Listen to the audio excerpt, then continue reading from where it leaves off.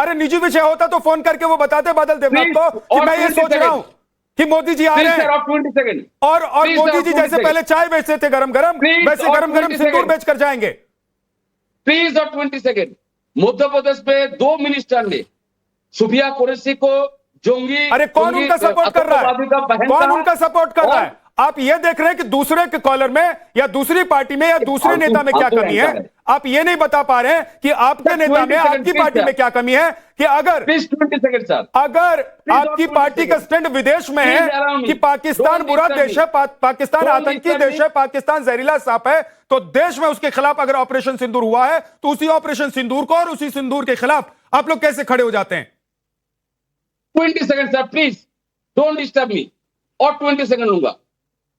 मध्य प्रदेश के एक मिनिस्टर ने कहा आतंकवादी का बहन सुफिया कुरैशी को, और आसाम के भाजपा के विधायक शिलादित्य दे ने कहा नेताजी सुभाष चंद्र बोस भारत के पहला टेररिस्ट है।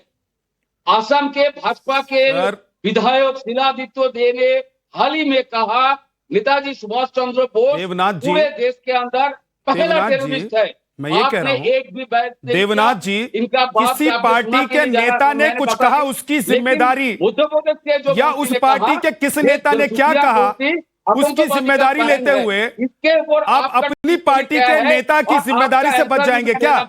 या टीएमसी उससे बच जाएगी क्या? या आप टीएमसी 26/11 पे 3-4 दिन लोगों को हत्याएं ही नहीं भून दिया था गोलियों से। ये गिरेबान में झांक लें, खुद से प्रश्न कर लें। और इन्होंने पाकिस्तान के खिलाफ कोई भी कार्रवाई नहीं की, एलओसी पार नहीं की, कोई हमला नहीं किया। और तो और बाद में कुछ दिन बाद 55,000 जो आज की वैल्यू में कन्वर्ट करें डॉलर को, 55,000 करोड़ रुपए और दिए। उससे उन्होंने वेपन खरीदे, आतंकवादी तैयार करे, हमारे देश में आकर उन्होंने हत्याएं करी। तो ये गिरेबान में झांक लें, प्रश्न ना करें। जो टीएमसी के एक किसी ने कहा है कि पहले चाय बेचते थे, अब सिंदूर बेच रहे हैं। अरे शर्म करो, तमाम देश के सब चाय वाले और गरीब लोगों की बेइज्जती मत करो।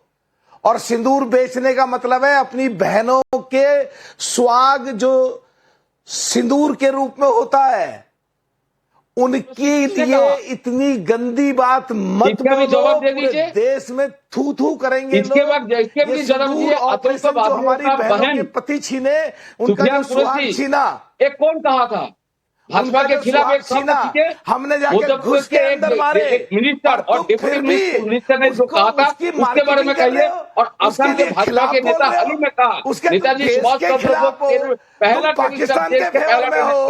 नेताजी सुभाष चंद्र बोस पाकिस्तानी लिख दिया जाए, तुम्हें शर्म नहीं आती? इस तरह की बात करते हुए बहनों के सिंदूर के खिलाफ बोलते हो, तुम पूरे देश के खिलाफ बोलते हो, पाकिस्तानी उग्रवादियों के फेवर में बोलते हो। इसका मतलब पाकिस्तान के फेवर में बोलते हो। तुम्हारे नाम के सामने क्या पाकिस्तानी लिख देना चाहिए? शर्म करो। आने वाले समय में सो कॉल्ड इंडिया गठबंधन की सबसे बड़ी पार्टी कांग्रेस और उसकी साथी पार्टियां, इससे भी बुरी हालत होगी जो आज तुम्हारी हो रही है। बीच में कुदक कुदक कुदक कुदक कुदक बोल रहे हो। इसका मतलब है तुम्हारे पास मेरी बातों का जवाब नहीं है, तुम्हारे पास इन बातों को झेलने की क्षमता नहीं है। इसका मतलब तुम एडमिट कर रहे हो कि तुम देश के खिलाफ बोल रहे हो। इसका मतलब तुम एडमिट कर रहे हो तुम पाकिस्तान की भाषा बोल रहे हो। इसका मतलब तुम्हारे नाम के सामने देवनाथ जी, देवनाथ जी, मलुक नागर जी, मैं आ रहा हूं आपके पास। राजनीतिक विश्लेषक लिखवाते हैं, लेकिन आप टीएमसी के समर्थक हैं, आप टीएमसी को डिफेंड करते हैं। मैं इसलिए आपसे सवाल पूछ रहा हूं कि क्या अभिषेक बनर्जी की लाइन अलग है और टीएमसी के नेताओं की लाइन अलग है? नहीं, कहीं अलग नहीं है। तो फिर क्या ऑपरेशन सिंदूर सौदागर है? ऑपरेशन सिंदूर सौदा है और इसको अंजाम देने वाले सौदागर हैं उसके। जब होता है तब वही मलुक नागर जी, कोई व्यक्तिगत टिप्पणी को मैं आ रहा हूं सर, अब रुक जाइए। अगर आपके पास जवाब है तो बताइएगा, उंगली उठाइएगा, मैं आपके पास आऊंगा। और बीच में मत बोलिए प्लीज। मलुक नागर बोलिए। इसमें तो आप बोल रहे हैं। मैं सवाल पूछना मेरा काम है और इसीलिए डिबेट करता हूं और इसीलिए पैनल में बुलाता हूं। आप जवाब देंगे इसलिए नहीं बुलाता हूं, दूसरे के ऊपर चिल्लाएंगे। मलुक नागर जी बोलिए। जी, झा साहब, ये अदृश्य प्रवक्ता हैं ममता बनर्जी की पार्टी के, टीएमसी के। इसका मतलब इनकी तरफ से एडमिट फैक्ट है, देश की संस्कृति, पहले बताइए हिंदू बहनों का सुहाग है कि नहीं, भारत देश की इज्जत, इनको कोई लेना देना नहीं है। इनको तो पाकिस्तान से लेना देना है। इनके नाम के सामने पाकिस्तानी लिखवा देना चाहिए, पाकिस्तानी।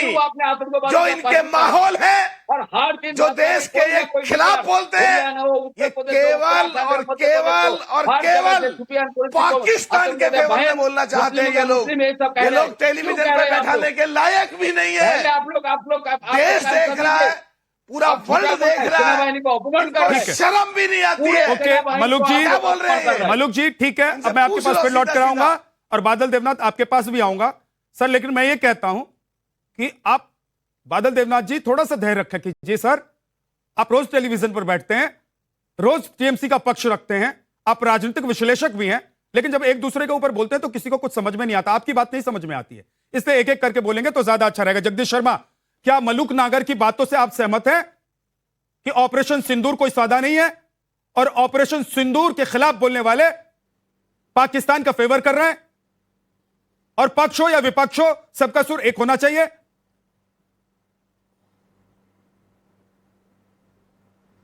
देखिए झा साहब, सबसे पहले तो आपने कहा कि कांग्रेस पार्टी सिंदूर का अपमान कर रही है।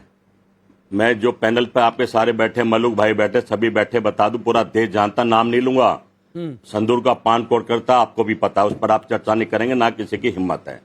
और सही बात, जो ऑपरेशन सिंदूर की सौदे की बात कर रहे हैं, मैं तो कह रहा हूं बहुत बड़ा अपमान है। जो हमारे जवान मारे गए, क्या मोदी जी या सरकार का कोई लोग उनके यहाँ गया? उनको तो दिखा भी नहीं रहे, आप लोग कहीं नहीं दिखा रहे हो। उस सिंदूर का अपमान नहीं तो दूसरी बात, अभी भारतीय जनता पार्टी जो तैयारी कर रही है, मतलब आप मान जैसे रहे हैं अटल कि जी की अस्थियां घर घर पहुंचा दी थी, बड़ा अपमान प्राण था हिंदू धर्म में, अस्थियां गंगा में पहुंचाते हैं, घर घर नहीं पहुंचाते। सर, आप मान रहे हैं, कर रहे हैं, आप मान रहे हैं ऑपरेशन सिंदूर सिंदूर का अपमान है? जिसने अपना पति खो दिया। सुनो बात, सुन लो, पहले मैं पूरी करूं फिर बोल लेना, बोलते बहुत ज्यादा सुन लो। ओके बोलिए। जब ये घर घर सिंदूर पहुंचाने की बात करें तो समझ लिए उस विधवा के यहाँ सिंदूर पहुंचा रहे हैं जिसने अपना सिंदूर भारत पर न्यौछावर कर दिया। उस बेटी के घर पहुंचा रहे हैं जो अभी अनमैरिड है, शादी नहीं है, सिंदूर पहुंचा रहे हैं। ये सिंदूर का भी मजाक बना के रखे हैं। सही मायने में जो आदमी सिंदूर नाम दिया है ऑपरेशन को, वो सिंदूर का मतलब भी नहीं समझता। क्या आपको पता मैं किसके बारे में बोल रहा हूं? और देश भी समझ रहा, मलुक नागर भी समझ रहे अच्छी तरह से। कहीं ना कहीं मैं समझता हूं अब युद्ध खत्म हो गया है।